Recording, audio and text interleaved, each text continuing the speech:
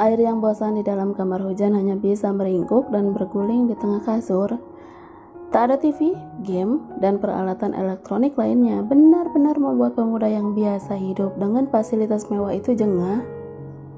Hujan lama banget sih, kan gue bosen, dengusnya kesal. Dia ingin mengirim pesan, tapi nyatanya benda pipi milik sang istri ada di atas meja belajarnya. Sesi curhat dengan si pisang pun dirasa sudah cukup, tidak ada lagi yang harus ia ceritakan pada bantal kesayangannya itu. Jan, hujan deras. Keluhnya semakin kesal. Bosan berbaring, ia pun akhirnya memberanikan diri untuk keluar dari kamar. Ini pengalaman pertamanya menginap di rumah orang lain yang bukan rumah saudaranya. Ruang tamu nampak sepi, bahkan sudah diganti dengan lampu meja, tapi tidak dengan kamar bunda yang masih terang benderang. Entah apa yang dibicarakan dua wanita itu, sampai harus memakan waktu hampir 2 jam lamanya. Air yang berdiri di ambang pintu kamar hujan dengan tangan melipat di dada membuat hujan tersentak kaget saat keluar dari kamar bundanya. "Kenapa?" tanya hujan sambil berjalan mendekat. "Ngapain sih? Lama banget," ojek air. Jiwa posesif tidak ingin dibaginya sedang meronta-ronta. "Kan gue bilang mau ngobrol sama bunda," jelas hujan lagi. "Tapi gak selama ini, kan gue takut," sentaknya semakin jengkel. "Takut apa?" tanya hujan bingung. "Takutlah lupa sama gue." Hujan mencobekkan bibirnya, kesal dan gemas pada sang suami sudah biasa ia rasakan dalam waktu bersamaan. Mau marah pun kadang harus ditahan dengan rasa ingin tertawa. Melihat kelakuan air, ia semakin tampan jika sedang merajuk manja. "Segede gini mas, mana bisa gue lupa, kata hujan yang malah berlalu ke dapur. Air yang mengekor di belakangnya pun duduk di salah satu kursi meja makan. "Lapar nggak? Ada kue nih," tawar gadis itu saat membuka lemari pendingin.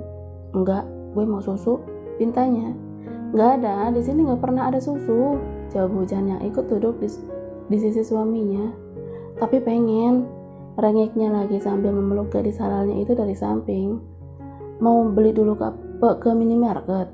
Pemuda itu menggeleng, dia sudah sangat malas untuk keluar rumah saat ini. "Hayu, tidur aja," ajaknya kemudian pasrah. "Belum mengantuk, duluan sana," titah hujan. Dia hanya bisa diam saat sang suami sudah mulai menyesap lehernya. Hobi baru air selain memencet hidung si pisang. Tak ada jawaban apapun dari si sulung. Dia benar-benar sedang menikmati kebiasaan barunya. Desa hujan. Pertahanannya runtuh saat air benar-benar menyentuh dengan lembut. "Merah, Jan," kata air sambil menyimbangkan rambut sang istri. "Apa?" tanya hujan yang masih belum sadar.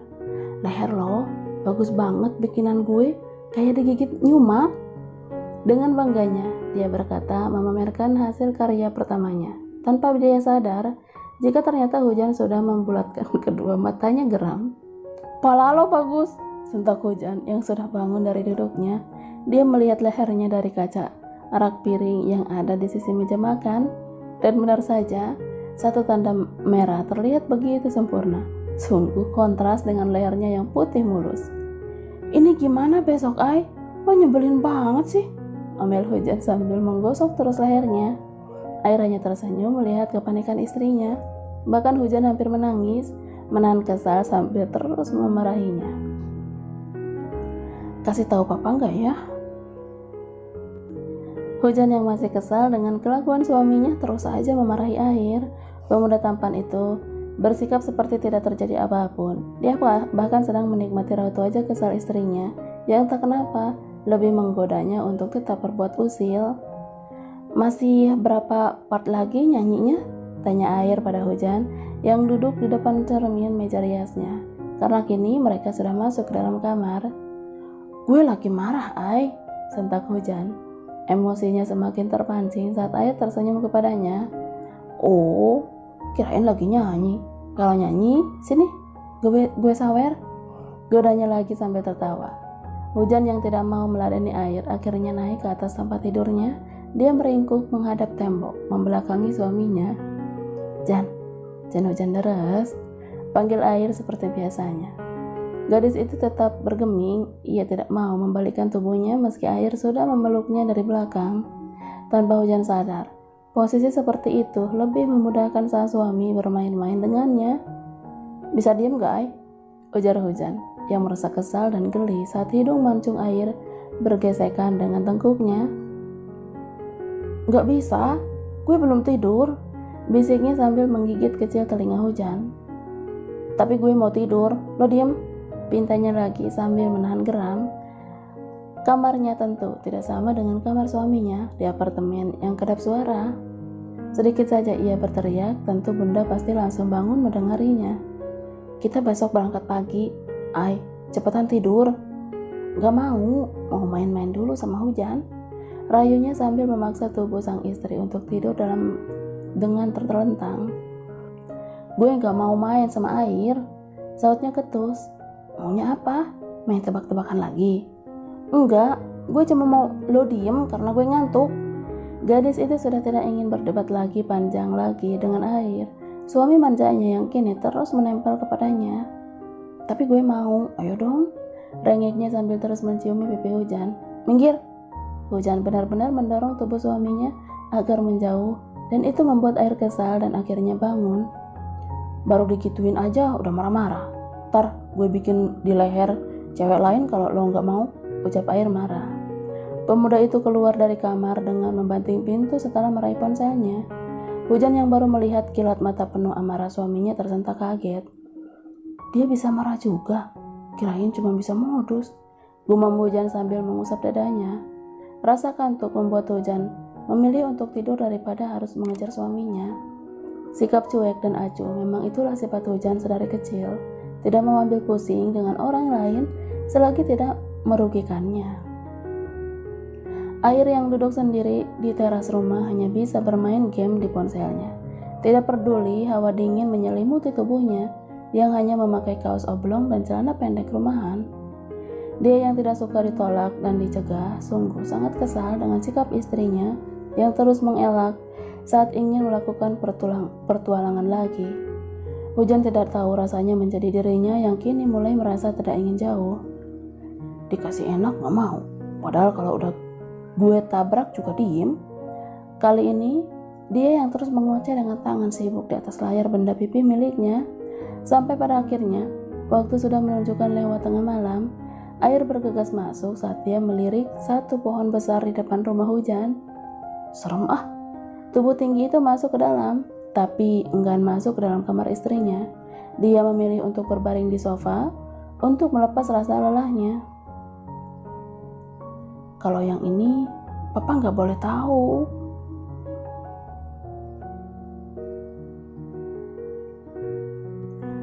Hujan yang bergeliat sempat bingung saat dia ingat kejadian sebelum tidur tadi. Suasana hatinya yang kacau dengan emosi yang memuncak karena ulah suaminya sendiri yang tidak henti menggoda. Ai kemana?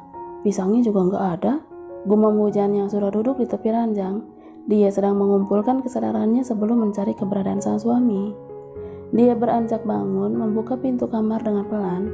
Rumah yang tidak terlalu besar karena hanya ada 2 kamar tidur, 1 ruang tamu, dan ruang tengah serta dapur tentu sangat memudahkannya menemukan sosok air yang ternyata sedang terlelap di atas sofa dengan si pisang yang sepertinya jatuh ke lantai.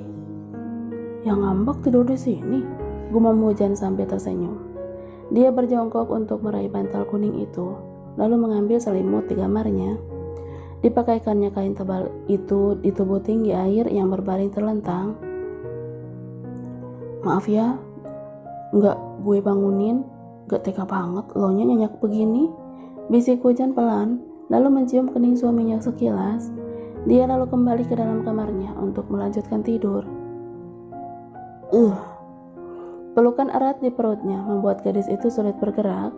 Napasnya juga begitu sesak saat kaki panjang air sudah menindih 2 pahanya. Kok di sini sih?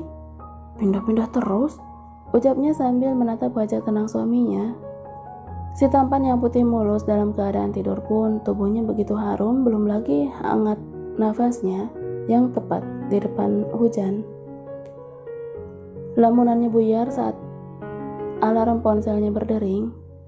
Udah jam 5, gumamnya sambil berusaha melepas pelukan air. Butuh tenaga ekstra untuk Sekedar bergeser dari sisi suaminya, ranjang yang tidak terlalu besar memang mengharuskannya mereka untuk tidur berdekatan agar tidak jatuh. "Ai, bangun." Hujan mengguncang bau air karena Bunda sudah menyiapkan sarapan. Dia yang sudah rapi hanya memiliki waktu 30 menit sebelum berangkat. "Ai, udah siang. Gue mau jalan," ucap Hujan lagi. Pemuda itu hanya bergeliat kecil sambil bergumam tidak jelas. Dia justru semakin mengeratkan pelukannya pada si pisang kesayangan. Hujan yang masih duduk di sisi tempat tidur masih terus mencoba membangunkan. Diusapnya kepala sang suami dengan begitu lembut, berharap air mau membuka matanya. "Ai, gue berangkat sendiri ya kalau gitu." Hujan yang pasrah akhirnya keluar lagi dari kamarnya. Dia bergegas menuju dapur untuk menikmati sarapan pagi. "Mana suamimu?" tanya Bunda. "Masih tidur, Bun," jawabnya sambil menyendokkan nasi goreng. "Terus kamu nggak diantar air?" Hujan menggelengkan kepalanya. "Nanti pesan taksi online aja. Kayaknya air emang susah buat dibangunkan kalau tidur. Aku belum tahu tentang ini. Nanti aku tanya mama," ucapnya sambil terus melahap makanannya. "Ya sudah, terserah kamu," kata Bunda. Keduanya kini sudah menyelesaikan sarapan. Hanya tersisa 1 piring untuk air jika ia bangun nanti. Hujan yang kembali masuk ke dalam kamar, mengambil tas dan perlengkapan kuliahnya, hanya bisa menghela nafasnya, lalu tersenyum simpul. "Masih belum bangun juga gantengnya Hujan," ucap gadis itu sambil mencium pipi suaminya. "Gue berangkat ya," pamitnya kemudian. Selama perjalanan ke kampus, hatinya merasa sangat tidak tenang. Bagai seorang ibu yang meninggalkan anak kesayangannya sendiri di dalam rumah, dia begitu gelisah sampai harus ditegur supir taksi karena sudah sampai di parkiran umum kampus. "Terima kasih, Pak," ujarnya saat memberikan ongkos kepada Pak Supir. Hujan bergegas turun. Dia menarik nafasnya dalam-dalam. Rasa takut mulai ia rasakan karena bagaimanapun juga di dalam bangunan megah di hadapannya ini terdapat banyak kekasih suaminya. Bukan tidak mungkin jika ia bisa saja dibully habis-habisan saat ini karena menjadi istri dari seorang Ai Rahardian Wijaya. Ia langkahkan kakinya menuju di mana kelas ia berada. Banyak sorot mata yang memandangnya tidak suka meski tidak berani berkata. Hanya bisik-bisik selentingan yang ia dengar. "Hai Jan," sapa satu-satunya teman Hujan selama dia kuliah. "Hai Vin." Vina namanya, seorang gadis yang tidak terlalu cantik namun manis, memakai kacamata tebal, dengan rambut selalu ikat ke belakang. Dia mahasiswi berprestasi di kampus. Dengan model kepintarannya itulah dia mendapat beasiswa. "Selamat ya atas pernikahan lo. Sorry, gue gak bisa datang," ucap Vina penuh sesal. "Gak apa-apa, makasih ya." Keduanya mengobrol seperti biasanya, namun perbincangan itu terhenti saat satu dosen mereka datang, dan pelajaran pertama pun dimulai. Semua mahasiswa dan mahasiswi menyimak materi yang diberikan dosen dengan seksama. Ruangan begitu sunyi, senyap, tanpa ada yang berani bersuara. Tok tok tok. Dosen dan seluruh mahasiswa menoleh ke arah pintu yang memang tertutup rapat. Mata mereka mengarah ke satu tujuan. "Ada apa?" tanya dosen yang terkenal tegas itu. "Maaf Pak, saya mau minta izin," ucap seorang pemuda di ambang pintu. "Izin apa?" tanya si dosen bingung dengan mengernyitkan dahinya. Begitupun dengan seluruh mahasiswa yang justru saling berbisik atau tersenyum. "Izin peluk istri saya,"